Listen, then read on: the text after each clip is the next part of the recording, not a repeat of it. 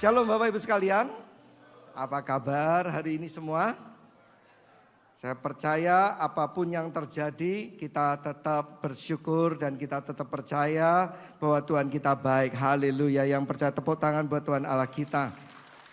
Bapak Ibu sekalian, kita akan masuk ke dalam firman Tuhan. Mari kita persiapkan hati, buku catatan untuk juga menangkap isi hati Tuhan. Karena saya percaya Tuhan akan berbicara banyak kepada kita dan Tuhan akan memberkati kita melalui firman Tuhan di pagi hari ini. Mari kita masuk ke dalam perkataan Kristus yang tertulis di dalam Yohanes 6 ayatnya yang ke-63. Yohanes 6 ayat yang ke-63. Oke, kita akan baca bersama-sama firman Kristus ini dengan suara yang keras, dengan suara yang juga mantap. Mari kita baca 1, 2, 3. Rohlah yang memberi hidup, daging sama sekali tidak berguna. Perkataan-perkataan yang kukatakan kepadamu adalah roh dan hidup. Mari kita tundukkan kepala. Bapa di sorga, kami percaya bahwa perkataan Tuhan adalah roh dan hidup bagi kami semua. Kami berdoa hari ini biarlah firman Tuhan akan membawa berkat dan membawa perubahan di dalam hidup kami. Kami percaya firman Tuhan mempunyai kuasa untuk membebaskan setiap kami. Sehingga kami menjadi manusia roh yang dipimpin oleh roh Allah yang akan berjalan di dalam kemenangan demi kemenangan. Terima kasih di dalam nama Tuhan kami Yesus Kristus. Kami siapkan hati kami untuk firman Tuhan. Haleluya. Amin. Saudara dikasih oleh Tuhan, tema bulan ini adalah manusia roh. Apakah manusia roh itu? Manusia roh bukan roh halus yang saudara lihat di film-film ya. Itu bukan manusia roh saudara ya, itu setan ya. Tetapi kita semua adalah manusia roh ciptaan Allah. Seringkali dari kita nggak ngerti siapa diri kita. Masih di dalam tema besar transformasi dan juga tahu diri. Banyak dari kita nggak ngerti bahwa diri kita adalah juga manusia roh. Saudara mungkin berkata-kata kok bisa Pak? Dari mana kita bisa menganggap diri kita manusia roh? Mari kita lihat di dalam Kejadian 2 ayat yang ke-7. Kejadian 2 ayat yang ke-7. Penciptaan manusia, Alkitab menuliskan bahwa ketika itulah Tuhan Allah membentuk manusia itu dari debu tanah dan menghembuskan nafas hidup ke dalam hidungnya. Demikianlah manusia itu menjadi makhluk yang hidup. Dalam penciptaan manusia ada dua unsur yang diletakkan oleh Tuhan di dalam manusia. Yang pertama adalah unsur duniawi yang datangnya dari dunia, yaitu debu dan tanah. Dan unsur yang kedua adalah datangnya dari Allah, yaitu nafas hidup Tuhan. Unsur yang datang dari dunia itu fana, tidak kekal dan bisa hilang. Alkitab menuliskan pada akhirnya manusia yang terbuat dari debu dan tanah akan kembali menjadi debu dan tanah. Jadi unsur yang pertama adalah tidak kekal. Tetapi unsur yang kedua yaitu yang datang dari Allah, yaitu nafas hidup Tuhan. Itulah yang kekal dan itulah yang akan tinggal selama-lamanya bersama Tuhan Allah yang kekal. Dari sini kita tahu saudara bahwa kita manusia terbuat dari dua unsur. Yaitu unsur debu tanah dan juga unsur nafas hidup Tuhan. Oleh karena itu nafas hidup Tuhanlah yang membuat manusia itu menjadi hidup. Rohlah yang membuat manusia menjadi hidup. Itulah disebut kita adalah manusia roh. Tetapi mengapa manusia roh itu harus diletakkan ke dalam daging? Karena Tuhan punya rencana dalam penciptaan manusia. Tetapi manusia rohlah yang memberi hidup kepada manusia daging. Itulah kita saudara. Pernahkah kita berpikir bahwa kita adalah manusia roh atau bukan? Saat ini apakah kita adalah manusia roh apa bukan? Saudara, manusia yang tidak lagi adalah manusia roh, kita bisa melihat contohnya ada di mana saudara? Di Tiongting. Saudara kalau pergi ke Tiongting, manusia tubuh, manusia duniawinya masih utuh. Dia seperti tidur, yang pria kelihatan ganteng, pakai jas. Mukanya sempurna. Yang kalau wanita cantik, mukanya diberi makeup, kelihatan seolah-olah tidak terjadi apa-apa, hanya tidur saja. Tetapi kita tahu, ketika manusia itu sudah ada di tiongteng dan sudah ada di dalam peti mati, dia tidak dapat lagi disebut manusia roh. Karena rohnya sudah tidak ada lagi di dalam dirinya. Yang mengerti katakan amin. Oleh karena itu kita adalah juga manusia roh. Ada enggak Pak manusia roh yang enggak ada, yang enggak di tiongteng? Ada. Banyak orang yang hidup seperti zombie, saudara. Dia makan, dia minum, dia bergerak, tetapi hidupnya enggak punya tujuan. Hidupnya enggak punya kuasa.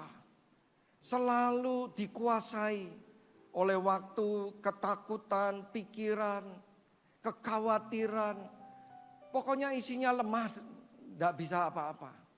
Semua hidup adalah dalam tekanan.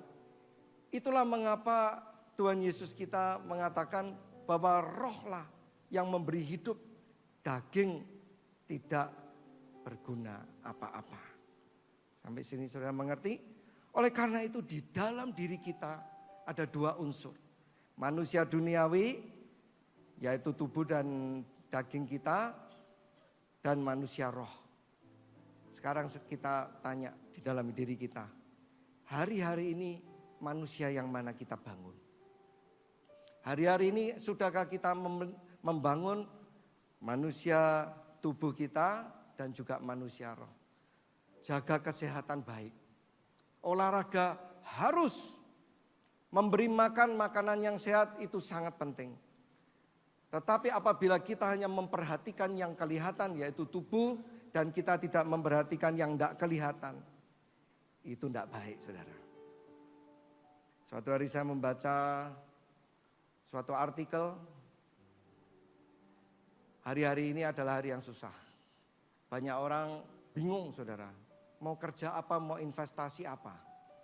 Jadi orang ini, anak muda ini tanya, Pak, investasi apa yang saat ini yang paling baik? Investasi apa yang sangat menguntungkan? Investasi apa yang tidak mungkin pernah rugi? Saudara mau tahu? Investasi yang dari dada ke atas saudara. Itu adalah investasi yang terbaik. Dada ke atas, dada ini ada hati. Atas ini ada pikiran. Saudara kalau kita investasi terhadap hati dan pikiran kita enggak pernah rugi. Dalam masa-masa yang sulit jangan tinggal diam. Latih dan perlengkapi apa yang ada di dalam pikiran supaya kita menjadi lebih pintar, lebih berhikmat, lebih berwawasan luas. Baca buku, ikuti kursus training, itu enggak akan pernah rugi. Dan yang juga enggak kalah penting, investasi ke dalam hati kita. Hati ini harus semakin dibentuk, hati ini harus semakin bersih. Hati ini harus semakin kuat. Hati ini harus semakin selaras dengan Tuhan. Sehingga apabila saatnya tiba, apa yang kita investasikan di dalam hati dan pikiran, kita akan menerima hasil yang melimpah-limpah, yang tidak akan pernah habis. Yang setuju katakan amin. Nah saudara, manusia memang punya kecenderungan untuk suka membangun yang kelihatan daripada yang enggak kelihatan. Emerson, seorang filosofer yang terkenal, dia mengatakan, eyes can see everything except themselves. Mata dapat melihat segala sesuatu kecuali dirinya sendiri. Mata kita saudara dapat melihat semuanya, betul? Tetapi dia tidak bisa melihat matanya sendiri. Nah ekspresi ini mengatakan apa saudara? Banyak orang mudah untuk melihat orang lain. Mudah untuk melihat yang di luar sana sehingga kalau disuruh menilai, disuruh mengkritik orang lain, mereka mudah. Tetapi untuk mengkritik dan menilai dirinya enggak bisa. Karena mereka menggunakan mata jasmani mereka. Tetapi di dalam 1 Korintus 2 ayat yang ke-16, 1 Korintus 2 ayat yang ke-16 firman Tuhan mengatakan bahwa tetapi manusia rohani menilai segala sesuatu. Tetapi ia sendiri tidak dinilai oleh orang lain. Manusia rohani, saudara, mereka mempunyai mata rohani yang dapat melihat di dalam dirinya. Manusia rohani ngerti siapa dirinya. Kenapa? Karena dia ada roh Allah yang menuntun hatinya untuk menyatakan sesuai dengan kebenaran firman Tuhan. Firman Tuhan yang jujur, firman Tuhan yang benar, itulah yang akan membuat manusia rohani dapat mengerti siapa dirinya. Oleh karena itu Bapak Ibu Saudara sekalian, marilah kita melihat melalui mata rohani kita. Kita menjadi manusia rohani. Itu sangat penting di dalam hidup kita. Jangan hanya membangun sesuatu yang terlihat, tetapi juga bangunlah sesuatu yang tidak terlihat. Saudara, karena tanpa disadari, justru yang tidak terlihat itulah yang membentuk siapa diri kita. Saudara, yang tidak terlihat itu yang membentuk siapa diri kita. Siapa saya bukan yang saudara lihat hari ini. Kebetulan hari ini saya ada di dalam hari Minggu, saya bertugas, saya pakai jas. Tapi di luar sana saya enggak pakai jas, saudara. Oleh karena itu siapa diri kita bukan ditentukan apa yang kelihatan, tetapi apa yang tidak kelihatan. Dan hidup kita, apalagi hidup kita tidak ditentukan oleh apa yang kelihatan, saudara. Tetapi hidup kita ditentukan apa yang tidak kelihatan yang ada di dalam diri kita. Yang setuju katakan amin. Hari ini sudahkah kita menghidupi apa yang tidak kelihatan? Saudara, banyak orang sibuk dengan apa yang kelihatan. Sibuk kelihatan kaya daripada benar-benar menjadi orang yang kaya. Sibuk kelihatan baik daripada benar-benar menjadi orang yang baik. Sibuk membangun yang kelihatan tanpa menyadari bahwa yang tidak kelihatan itulah yang mempengaruhi hidup kita. Saudara, itulah yang tidak kelihatan itu adalah manusia rohani kita. Justru yang tidak kelihatan itulah yang membentuk siapa diri kita. Marilah kita bangun manusia roh kita. Oleh karena itu saudara, siapa yang di sini yang rindu untuk manusia rohnya dibangun, angkat tangan. Saudara, kenapa kok Tuhan membuat manusia dua unsur? Pernah enggak kita berpikir, kenapa?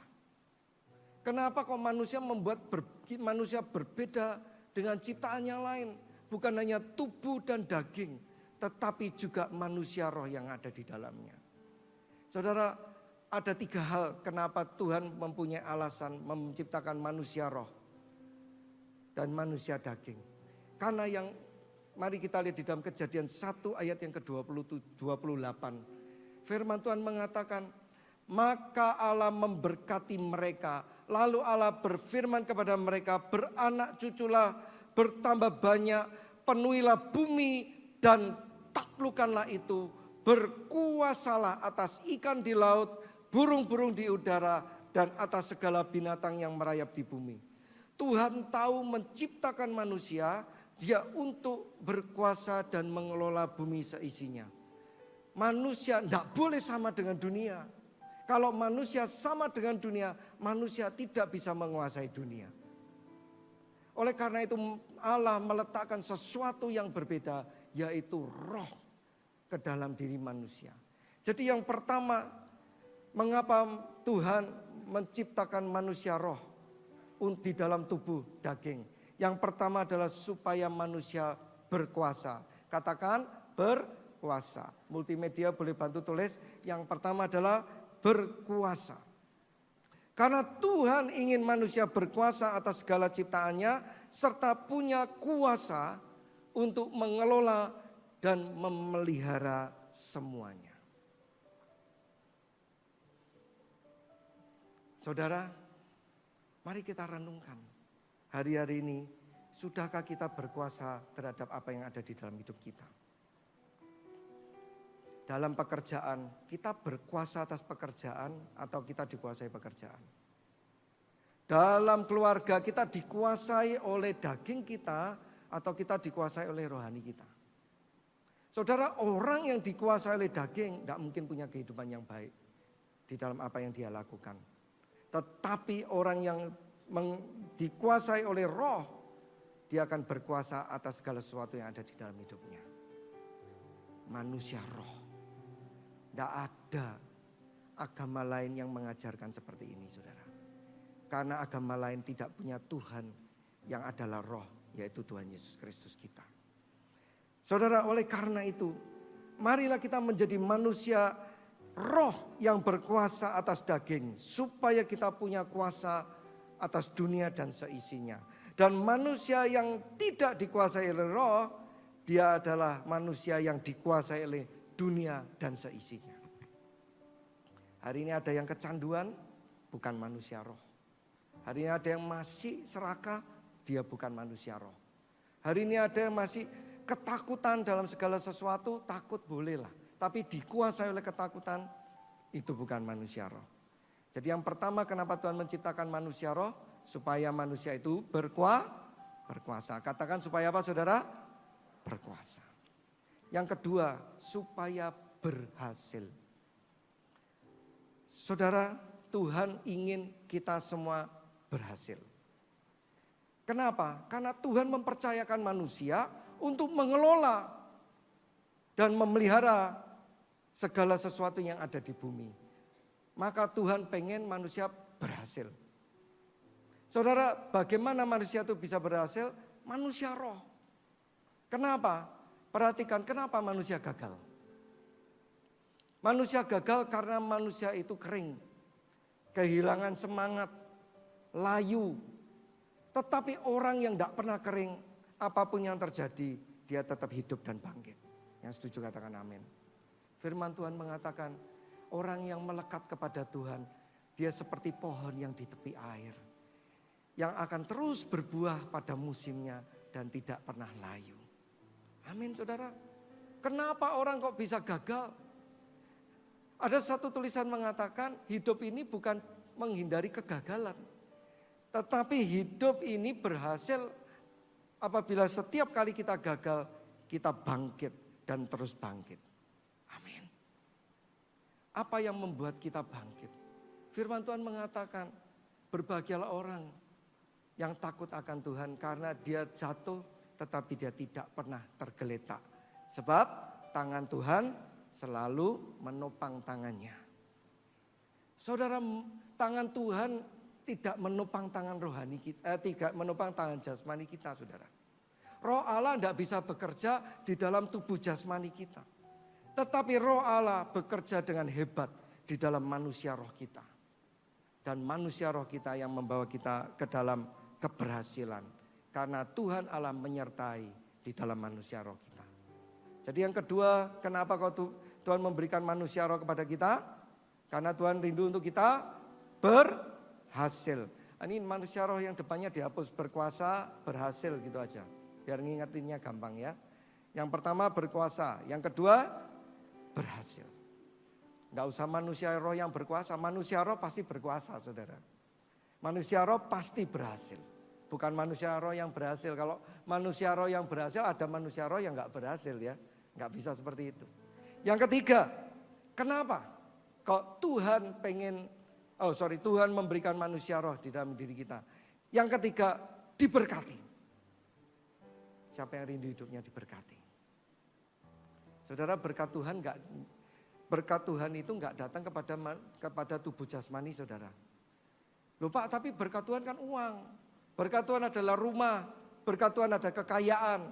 Kalau kita menilai berkat Tuhan hanya dari uang, rumah, kekayaan, harta benda yang fana, itu letaknya di tubuh manusia yang fana, saudara. Manusia daging. Tetapi Tuhan memberikan manusia roh kepada diri kita supaya kita menerima berkat yang hanya bisa diterima oleh manusia roh. Dan itu lebih berharga, lebih berarti dan lebih mengubah, memberkati hidup kita. Kalau tidak percaya saudara kalau bilang banyak uang, banyak berkat, saudara kasih 1 triliun hari ini, tidak bisa tidur. Benar enggak? Saudara dikasih mobil, malah tidak disetiri. Kenapa? Lu kamu punya mobil yang bagus, kok tidak pernah bawa setiri? Eman pak, lu malah tambah menderita saudara. Sudah gitu enggak pernah disetiri, selama setahun keluar pajaknya, wih, setahun mobil Mercy 30 juta tambah cekot-cekot, saudara. Masih hari ini masih bilang bahwa uang, harta, benda, kekayaan adalah berkat yang dicari, yang diberikan oleh Tuhan kepada manusia. Loh Pak, tapi ada orang tuh doa loh Pak. Tuhan berkati aku, diberkati loh Pak. Dia dapat rumah, dapat uang dan lain sebagainya. Kan Tuhan memberkati. Saudara perhatikan. Iblis juga bisa seperti itu loh saudara. Kalau hari ini Tuhan memberkati apa yang diinginkan dalam daging manusia. Apa yang kita inginkan dari kedagingan kita. Dan dikabulkan bukan dari Tuhan. Tapi dari iblis. Dan kalau saudara menerima berkat itu, kita punya utang sama iblis. Dan kita ditipu dan diikat olehnya. Yang mati katakan amin. Berkat adalah hal-hal yang baik yang berasal dari Tuhan. Yang hanya dapat dimengerti oleh manusia roh kita. Maka saudara, banyak orang yang kelihatannya dia sedang menderita. Kelihatannya sedang mengalami kemalangan. Tetapi justru mereka mengucap syukur. Itulah manusia roh yang diberkati oleh Tuhan. Oleh karena itu saudara, kacamata manusia tidak sanggup untuk menilai berkat yang diberikan oleh Allah. Tetapi manusia roh, dialah yang menerima dan menikmati berkat dari Allah. Yang setuju katakan amin. Jadi kenapa Tuhan memberikan kita manusia roh di dalam diri kita? Yang pertama adalah untuk apa saudara? Berkuasa. Yang kedua untuk berhasil. Yang ketiga untuk siapa yang mau menerima tiga-tiganya ini? Pengen tahu caranya bagaimana? Supaya kita membangkitkan dan membangun manusia roh yang ada di dalam diri kita. Sehingga manusia roh kita menjadi sehat dan kuat. Mari perhatikan baik-baik saudara. Kembali di dalam apa yang dikatakan oleh Tuhan Allah kita. Rohlah yang memberi hidup. Daging sama sekali tidak berguna. Oleh karena itu perhatikan manusia roh kita hari ini. Kira-kira kalau kita melihat tubuh kita. Perutnya gede, agak gemuk. Manusia roh kita hari ini seperti apa coba? Jangan-jangan badan kita gemuk, manusia rohnya krempeng saudara. Manusia roh kita bagaimana ototnya? Wow, mungkin hari ini otot kita kuat, tapi manusia roh kita lemes. Saya berdoa hari ini perubahan terjadi di dalam hidup kita. Amin. Manusia roh kita kembali bangkit. Dan kembali menjadi kuat. Dan memimpin hidup kita. Mari yang ada 3 hal yang saya rindu untuk bagikan bagi saudara. Untuk kita punya manusia roh yang sehat dan kuat.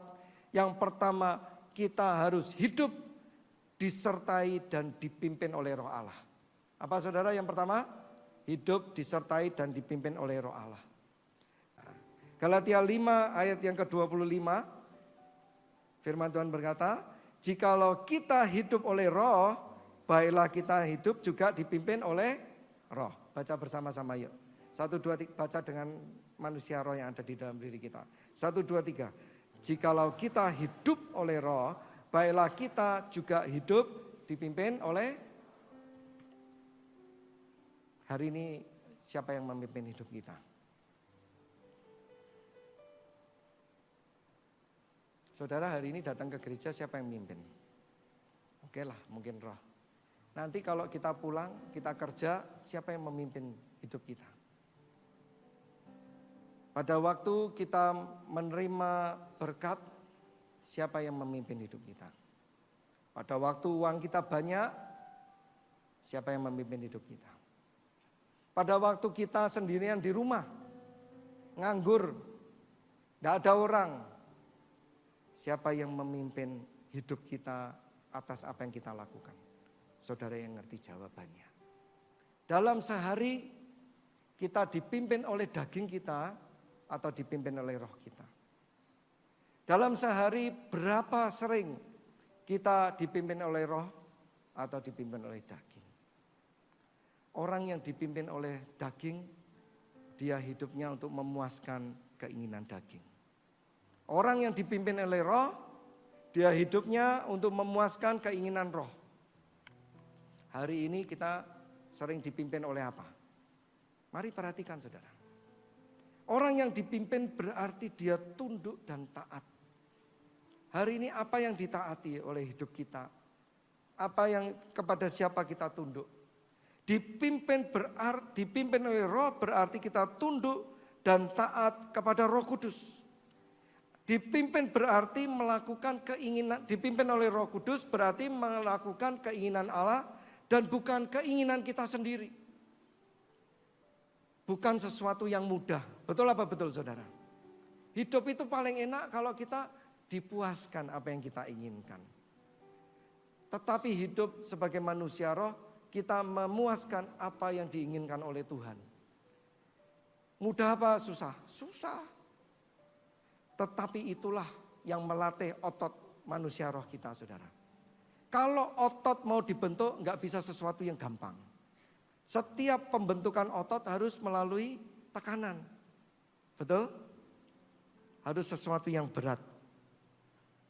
Oleh karena itu saudara, jangan hanya melatih otot tubuh kita saja. Tetapi latihlah juga otot manusia roh kita. Latih iman kita. Supaya iman kita kuat untuk terus tunduk dan taat kepada Tuhan. Saudara, taat bukan cuma sepakat. Taat itu artinya melakukan.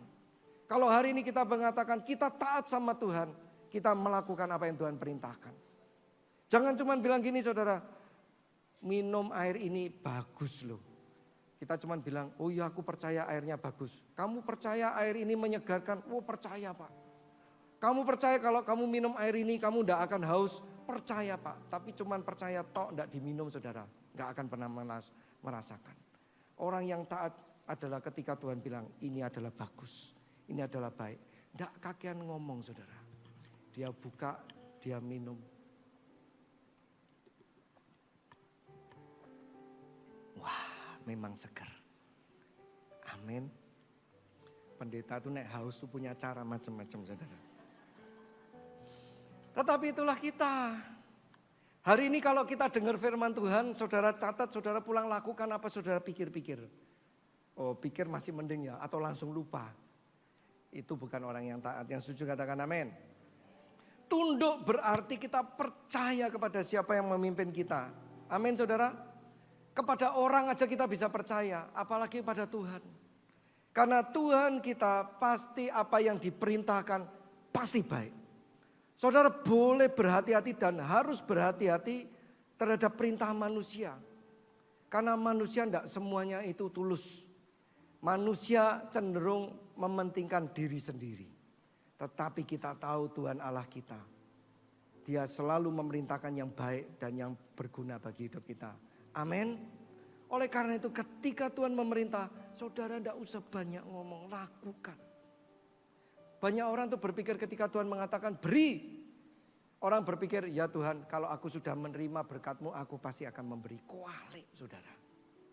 Di dalam ikut Tuhan kita memberi bukan karena kita menerima dulu. Tetapi kita memberi karena kita taat karena Tuhan suruh memberi. Kita mengasihi bukan karena kita dikasihi. Kita mengasihi karena Tuhan suruh kita untuk mengasihi. Filosofi dunia mengatakan apa? Saudara kalau tidak pengen dihina orang, jangan menghina orang. Saudara kalau tidak pengen direndahkan orang, jangan merendahkan orang. Saudara kalau tidak pengen disakiti orang lain, jangan menyakiti orang lain. Tetapi filosofi yang diberikan oleh Tuhan Yesus Kristus, firman Tuhan jauh lebih sempurna. Karena apa firman Tuhan mengatakan, apa yang engkau kehendaki, lakukan kepada orang lain. Bedanya apa saudara? Kalau engkau tidak pengen jangan, itu dunia. Tetapi firman Tuhan mengatakan kalau engkau ingin lakukan kepada orang lain. Bedanya di dalam Kristen itu aktif bukan pasif saudara. Oleh karena itu kekristenan bukan mengatakan jangan gini supaya kamu tidak gini. Kita memberi, kita pasti diberi. Kita mengasihi, kita pasti dikasih. Kita menghormati, kita pasti dihormati. Itulah hidup yang dipimpin oleh Roh Kudus. Bukan kehidupan yang pasif. Tetapi kehidupan yang aktif. Saudara, Hidup yang dipimpin dan disertai oleh Roh Kudus adalah kehidupan yang berhasil. Ingat, Tuhan menyertai manusia di dalam manusia roh kita, bukan di dalam manusia daging kita. Manusia daging tidak bisa dipimpin oleh roh. Oleh karena itu marilah kita kuatkan diri kita, latih diri kita untuk terus supaya dipimpin oleh Roh Allah, supaya manusia roh kita menjadi semakin kuat. Saudara, dan itulah kunci dari keberhasilan yang ada di dalam hidup kita. Di dalam Kejadian 39 ayat yang kedua, Alkitab menuliskan Yusuf. Alkitab mengatakan, tetapi Tuhan, apa saudara baca bersama-sama? Tuhan menyertai Yusuf. Hari ini kita disertai Tuhan enggak? Hari ini ketika kita duduk di tempat ini, kita disertai Tuhan apa enggak? Saudara, orang yang disertai Tuhan, dia mencari isi hati Tuhan. Tetapi orang yang tidak disertai Tuhan, dia mencari kesalahan orang lain. Tetapi saudara perhatikan Kejadian 39 ayat 2, tetapi Tuhan menyertai Yusuf. Baca bersama-sama 1, 2, 3, sehingga menjadi seorang yang selalu berhasil. Bukan kadang berhasil, kadang gagal. Tetapi apa saudara? Selalu berhasil. Siapa di sini yang rindu untuk selalu berhasil? Angkat tangan. Ini sudah ada kuncinya saudara. Harus disertai oleh Tuhan. Maka tinggallah ia di dalam rumah tuannya orang Mesir itu. Lagi 1 Samuel 18 ayat yang ke-14. Raja Daud. 1 Samuel 18 ayat yang 14 baca bersama-sama 1, 2, 3. Daud berhasil di segala perjalanannya sebab ada yang di sini yang masih ragu untuk disertai oleh Tuhan. Siapa di sini yang rindu disertai oleh Tuhan? Berdoalah sebelum kau melakukan segala sesuatu. Amin. Jangan cuma berdoa kalau makan tok, saudara. Makan, berdoa, mengucap syukur penting. Tetapi ketika kita mau bekerja, sudahkah kita berdoa? Ketika kita mau melakukan perjalanan, sudahkah kita berdoa? Hari ini kita mau minta Tuhan menyertai kita, terutama dalam segala hal yang penting. Yang mau katakan amin. Itu yang pertama. Yang kedua, bagaimana caranya kita membangun manusia roh yang sehat dan yang kuat? Yang kedua, kita harus makan firman Kristus. Katakan sama saya, makan firman Kristus. Jangan hanya memberi makan tubuh manusia daging kita saja sehingga gemuk. Tetapi manusia roh juga perlu dikasih makan. Oleh karena itu saudara, kembali di dalam Yohanes 6 ayat 63, Tuhan Yesus berkata, rohlah yang memberi hidup, daging sama sekali tidak berguna. Perkataan-perkataan yang kukatakan kepadamu adalah roh dan hidup. Oleh karena itu mari kita beri makan roh kita. Seberapa banyak dari kita memberi makan roh kita, saudara? Makanan roh kita adalah firman Kristus yang memberikan roh dan hidup. Firman Kristus roti yang hidup. Firman Kristus daging dan darahnya yang harus kita makan, itulah makan roh kita. Berapa banyak dari kita setiap hari kita membaca Alkitab? Siapa di sini? Siapa di sini yang membaca Alkitab setiap hari? Angkat tangan. Saya berdoa hari ini kita mau berubah, amin saudara. Kalau kita tidak lupa makan setiap hari, kita tidak boleh lupa baca firman Tuhan setiap hari. Kalau sehari kita makan 3 kali sehari, kita baca firman Tuhan minimal 3 kali sehari. Yang mau katakan amin. Kalau setiap kali kita haus, kita minum, setiap hari kita harus membaca firman Tuhan. Untuk menyegarkan tubuh kita. Yang setuju katakan amin. Kita harus punya proporsi yang sama saudara. Kalau enggak proporsinya beda dan manusia roh kita akan menjadi mati. Saudara, seperti orang yang makan. Kalau kita makan kita harus apa saudara? Kita harus kunyah baru kita telan. Setuju apa setuju? Ada di sini kalau makan enggak dikunyah? Keloloten saudara, benar enggak? Berapa banyak dari kita ketika kita menerima firman Tuhan, kita hanya lepeh. Saudara enggak dimakan.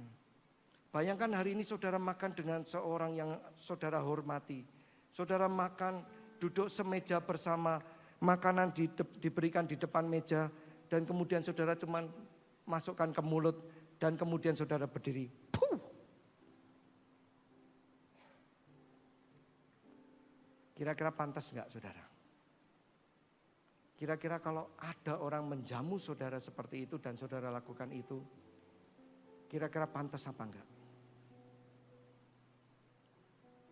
Tapi tanpa disadari kita datang ke rumah Tuhan, datang ke gereja. Kita duduk, Tuhan datang, dia memberikan hatinya. Dia memberikan firman-Nya sebagai makanan rohani kita. Di gereja kita makan, keluar dari pintu, puh. Itu fakta loh saudara. Saya berdoa di tempat ini enggak ada, amin. Maka enggak heran manusia roh enggak tambah kuat, enggak tambah bertumbuh. Datang gereja setiap hari, hidup enggak berubah. Karena apa? Setiap makanan yang diterima cuma dimasukkan mulut sampai keluar. Saya berdoa di tempat ini anak-anak Tuhan yang mengerti akan hal ini. Bahwa manusia roh kita penting dan perlu kita pelihara. Sehingga ketika datang ke gereja, dia terima makanan, dia bawa pulang, dia kunyah. Dia kunyah sampai lembut dan kemudian dia telan. Menjadi nutrisi berkat bagi hidupnya. Yang setuju katakan amin. Oleh karena itu manusia roh harus hidup dari firman Kristus yang adalah roh dan hidup. Yosua 1 ayat yang ke-8. Yosua 1 ayat yang ke-8 Alkitab menuliskan janganlah, baca bersama-sama 1, 2, 3. Janganlah engkau lupa memperkatakan kitab Taurat ini. Tetapi renungkanlah siang dan malam. Supaya engkau bertindak hati-hati sesuai dengan segala yang tertulis di dalamnya. Sebab dengan demikian perjalananmu akan berhasil dan engkau akan beruntung. Saudara, firman Tuhan harus kita perkatakan berulang-ulang dan direnungkan siang dan malam. Hari ini apa yang saudara terima? Mungkin saudara, saya berusaha sebagai seorang hamba Tuhan, seorang pembicara, seorang pendeta. Saya tiap kali di atas panggung ini berusaha untuk menyampaikan firman Tuhan supaya saudara mengerti. Saya berikan contoh, saya berikan ilustrasi, saya berikan suatu bentuk dalam kata-kata yang dapat saudara mengerti. Tetapi firman Tuhan itu harus dikatakan dan direnungkan siang dan malam supaya bisa menjadi berkat bagi hidup kita. Yang setuju katakan amin. Ketika kita melakukan itu, kita mendapatkan suatu hikmat yang membuat kita bertindak hati-hati sesuai dengan segala sesuatu yang tertulis di dalamnya. Dan itulah kunci perjalanan yang berhasil dan beruntung. Amin saudara. Mazmur 1 ayat yang kedua sampai ayat yang ketiga. Apabila kita memperkatakan firman berulang-ulang, Alkitab menuliskan tetapi yang kesukaannya ialah Taurat Tuhan. Baca bersama-sama. Yuk saudara bantu saya ya. Dengan suara yang keras kita baca firman Tuhan ini supaya masuk ke dalam mulut kita. Kenapa kok di dalam gereja kita harus memperkatakan firman? Kalau kita memperkatakan firman itu masuk ke dalam mulut kita. Yang setuju katakan, saya itu diomongkan, khotbahmu kok setuju katakan amin ya. Supaya saya tahu saudara yang mendengarkan dan setuju siapa ya. Tetapi hari ini, karena saya rindu saudara semua diberkati ya. Oleh karena itu saudara, kalau jangan cuman kalau kita dapat bebek packing mulut kita terbuka lebar. Tapi ayo kita kalau terima firman Tuhan mulut kita terbuka lebar. Dan kita mau makan sebanyak-banyaknya yang mau katakan amin. Ya, Mazmur 1 ayat yang kedua, yuk kita baca 1, 2, 3. Tetapi yang kesukaannya ialah Taurat Tuhan dan yang merenungkan Taurat itu siang dan malam. Ayat yang ketiga, ia seperti pohon yang ditanam di tepi aliran air yang menghasilkan buahnya pada musimnya dan yang tidak layu daunnya, apa saja yang diperbuatnya berhasil. Amin. Dalam masa kesulitan tetap berhasil karena dia tidak kering. Oleh karena itu mari saudara berikanlah makan di dalam manusia roh kita. Maka kita pasti akan punya kuasa berhasil dan diberkati. Yang ketiga, yang terakhir, bagaimana supaya manusia roh kita bisa tetap kuat dan sehat. Yang ketiga adalah hidup yang berbuah. Hidup yang berbuah. Setiap hari kita harus menghasilkan buah. Saudara, Tuhan Yesus pernah mengatakan, jika pohon itu baik, buahnya pasti baik. Jika pohon itu tidak baik, buahnya juga tidak akan baik. Sebab pohon dikenal dari buahnya. Saudara, kalau hari ini saya bawa jeruk, jeruk itu kan macamnya banyak, benar nggak saudara? Ada jeruk pecel, ada jeruk manis, jeruk baby, jeruk sunkist, lain sebagainya. Kita mau tahu ini jeruk apa? Caranya bagaimana saudara? Kita peres jeruknya, keluar airnya, kita minum, kita baru tahu ini jeruk apa. Betul? Saudara, tidak mungkin. Saudara pernah lihat nggak? Sebuah jeruk diperes, keluarnya diminum, oh ini durian Pak. Ada? Nggak ada toh? Saudara pernah nggak makan durian dan kemudian, wih kecut ini jeruk? Bukan. Kalau makan durian kecut, duriannya bosok saudara. Sampai sini saudara nangkep? Kalau jeruk diperes keluar mesti jeruk. Hari ini kalau kita diperes, kita keluarnya apa? Manusia roh ketika dia diperes, yang keluar adalah buah roh saudara. Oleh karena itu penting. Banyak orang gini loh saudara, kemarin kita kan sudah ambil tes. Maka saudara yang sudah ambil tes, siapa di sini ambil tes angkat tangan? Ada? Oh enggak semua ya, salahnya saudara enggak mau ikut ambil tes. Tes yang kemarin itu kita dinilai ada 3. Yang pertama adalah pribadi atau karakter, yang kedua adalah personality, yang ketiga adalah siapakah diri kita di dalam tekanan saudara. Karena apa saudara? Manusia itu dinilai dari 3 hal ini. Pribadi adalah karakter kita. Sifat bawaan orang tua, sifat-sifat dari nenek moyang kita itu karakter saudara. Yang selalu melekat dan tidak pernah hilang. Setiap orang berbeda-beda, orang tua kita akan menentukan karakter dasar kita. Yang kedua adalah personality. Personality adalah siapakah diri kita ketika kita di depan orang. Maka ada orang gini, ada orang tuh kalau di depan orang, hai. Wah senang kalau ngomong, aduh setiap kali ngomong gini. Tanpa kita ketahui di dalam hatinya tuh penuh dengan yang namanya sebetulnya tekanan. Ada kesusahan. Tetapi orang yang punya personality yang happy, kalau ini bahasa DSIC-nya mungkin sanguin gitu ya saudara. Dia akan terus ketawa. Justru ketika dia semakin susah, dia semakin ketawa. Oh iya loh, perempuan tuh kalau semakin stres semakin ketawa dan makannya banyak saudara. Padahal hatinya sedang susah gitu ya. Saya sudah mengerti. Tetapi yang ketiga untuk kita mengetahui apa yang ada di dalam diri kita. Kalau saudara pengen tahu diri kita hari ini bersih apa enggak toh.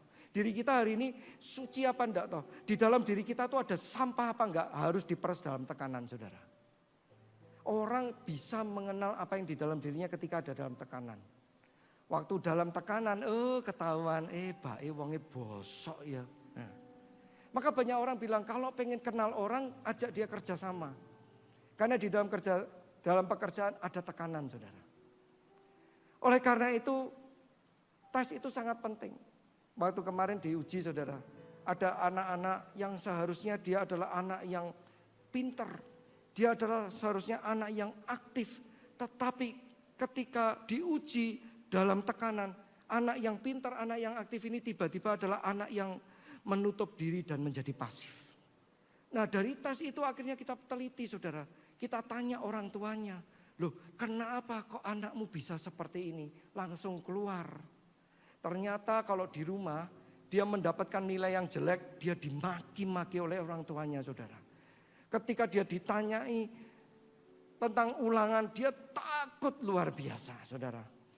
Dia tahu kalau ketika dalam tekanan dia ingat kata-kata orang tuanya, dia ingat pressure-nya, dia ingat ancaman-ancaman yang mengatakan kalau kamu tidak sekolah, kamu keluar dari rumah ini, kamu minggat toh, papa tidak mau ngasih kamu makan, mama tidak mau memelihara kamu lagi. Dan inilah yang tersimpan di dalam hatinya sehingga ketika di dalam tekanan dia tidak menjadi manusia seperti dirinya sendiri.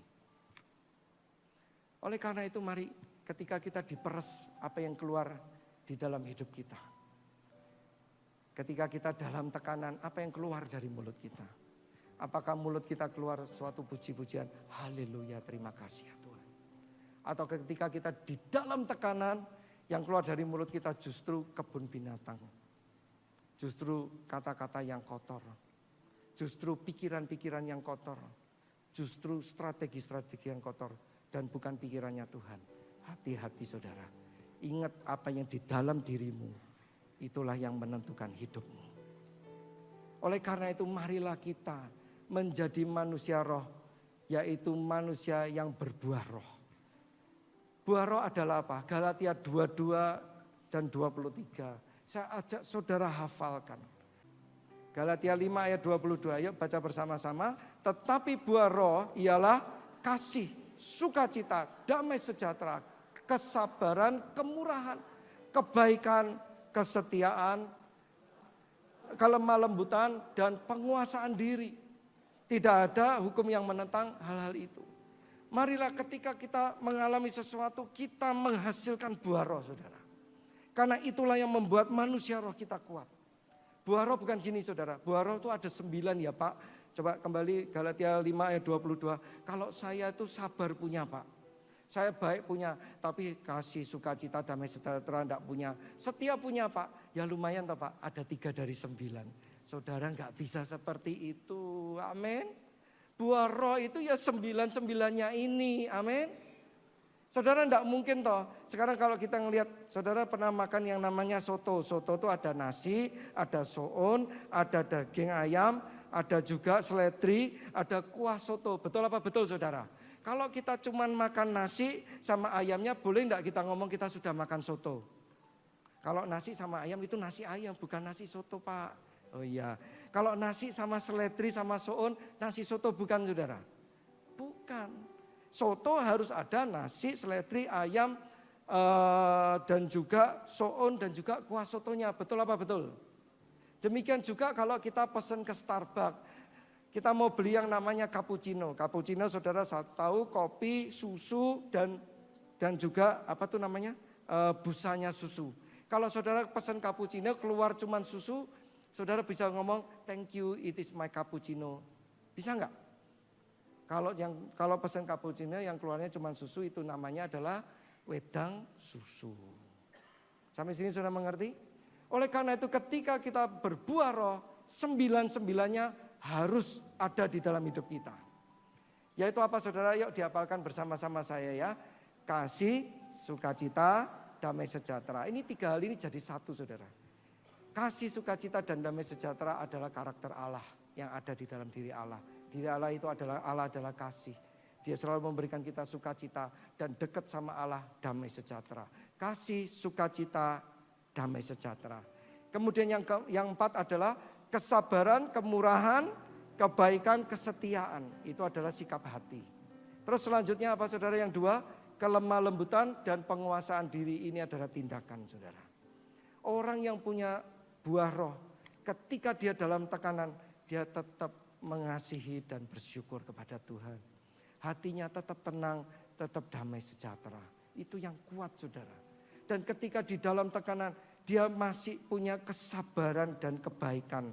Bahkan tetap setia dan tetap terus tidak bergoyang. Orang yang kayak gini adalah orang yang berhasil. Orang yang manusia roh ketika dalam tekanan, dia masih tetap lemah lembut dan tetap menguasai diri. Hari-hari ini saya sedih saudara. Ketika saya membaca, kenapa ada orang yang tiba-tiba cerai. Tiba-tiba ditangkap karena melakukan tindakan kriminal. Kenapa? Karena mereka ketika dalam tekanan, mereka lupa diri. Mereka tidak bisa mengontrol dirinya sendiri.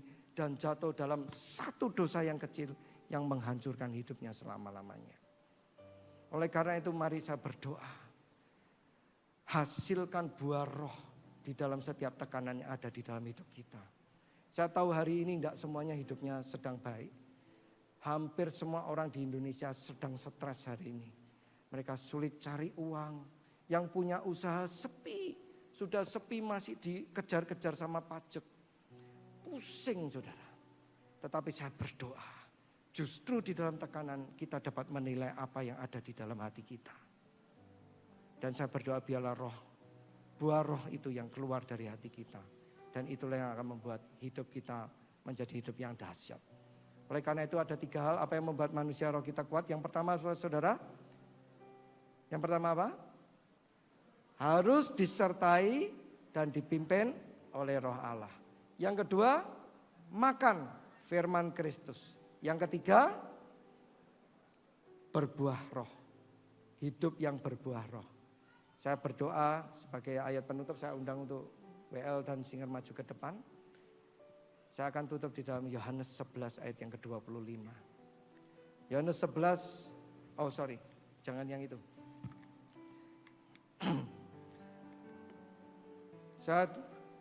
Saudara,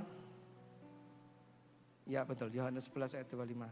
Siapa di sini yang hari ini perlu pertolongan Tuhan? Saya angkat tangan karena saya perlu pertolongan Tuhan.